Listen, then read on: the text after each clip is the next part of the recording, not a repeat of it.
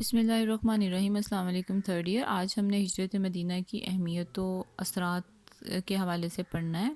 Last lecture میں ہم نے دیکھا کہ ہجرت مدینہ کب ہوئی تھی، اس کے پیچھے اس کے کیا اسباب تھے جنہوں نے یہ مجبور کیا کہ وہ مکہ سے مدینہ کی طرف ہجرت کریں، اور اس کے بعد ہم نے اس کے واقعات دیکھے۔ اس کے بعد ہم نے اب اس کے آج اہمیت اور اثرات کو دیکھیں گے، اور یہ تاریخ عالم کا بہت ہی ایک اہم ترین واقعہ ہے جس کو ہجرت مدینہ کے نام سے موسوم کیا جاتا ہے، اور یہی وجہ ہے کہ حضرت عمر فاروق کے دور میں جب مسلمانوں کی الگ تقویم جاری کرنے کا فیصلہ کیا گیا تھا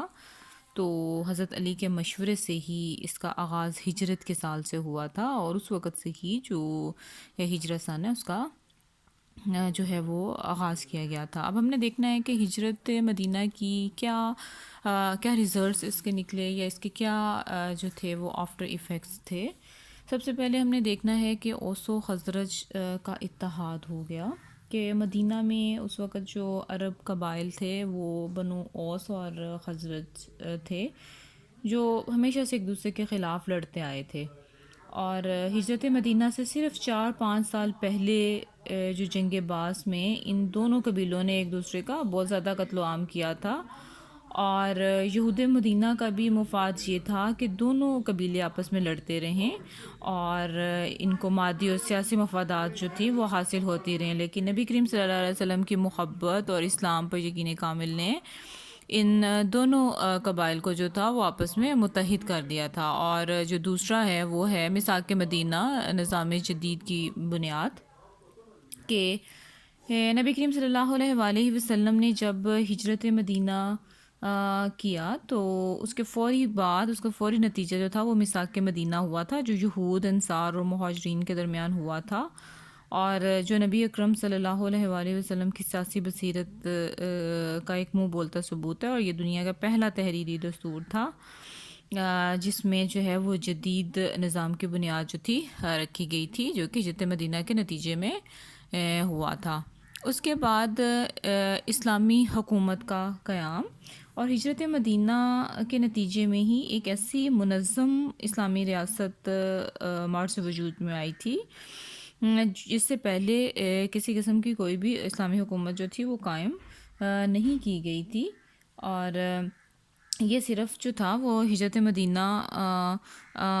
کی صورت میں ہی سامنے آیا تھا، اور ایک مرکزی قوت جو تھی وہ مدینہ میں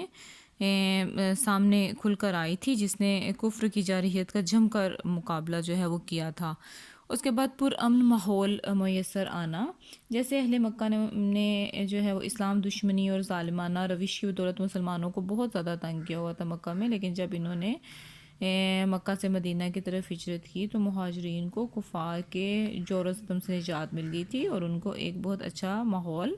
میسر آ گیا تھا جہاں پہ وہ بآسانی رہ سکتے تھے۔ معاشی استحکام، مدینہ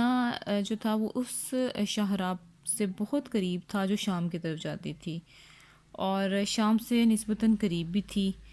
اور مدتوں سے مسلمان مظلومیت کی زندگی گزارنے کی وجہ سے تجارت میں بہت زیادہ پیچھے رہ گئے تھے۔ اب انہوں نے اپنے جو سابقہ تجربات ہیں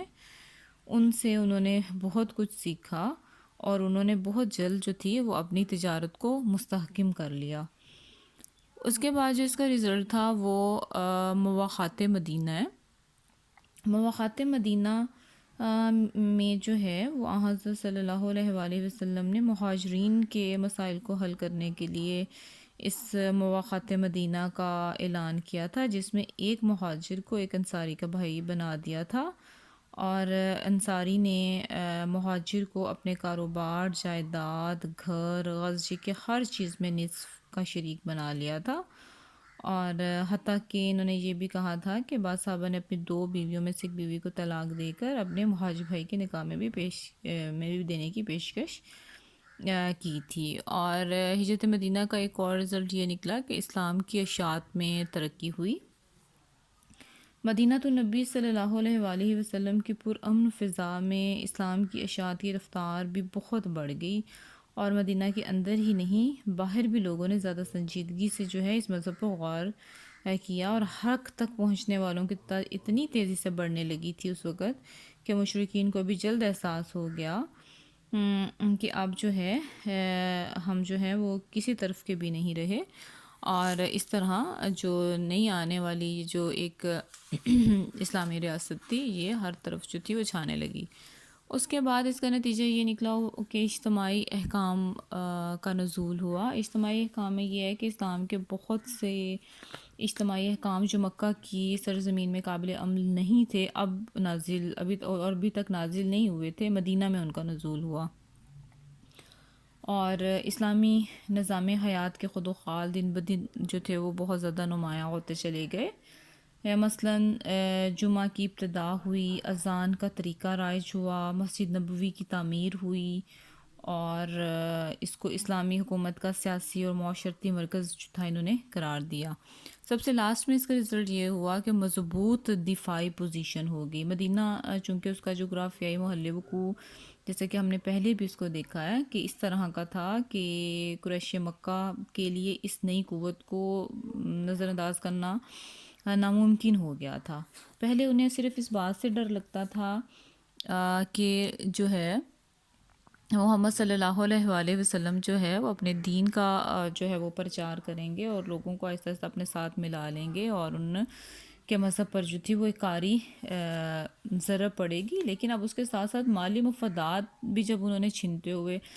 محسوس کیا تو انہوں نے بہت زیادہ مخالفت جو تھی وہ کرنی شروع کر دی تھی، جس کی وجہ سے اور اس تمام چیزوں کی وجہ بھی یہی تھی کہ مدینہ جو تھا اس کی دفاعی پوزیشن جو تھی وہ بہت مضبوط تھی اس کے نتیجے میں۔